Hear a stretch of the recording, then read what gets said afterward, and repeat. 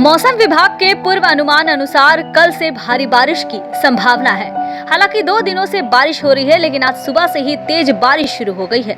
कभी कभी ये थोड़ी देर के लिए हल्की भी होती है, लेकिन फिर से आती है। वैसे बुधवार सुबह बारिश शुरू हो गई, इसलिए स्वाभाविक रूप से रोजाना कमाने खाने वाले लोग अपने घरों से बाहर नहीं निकल सके।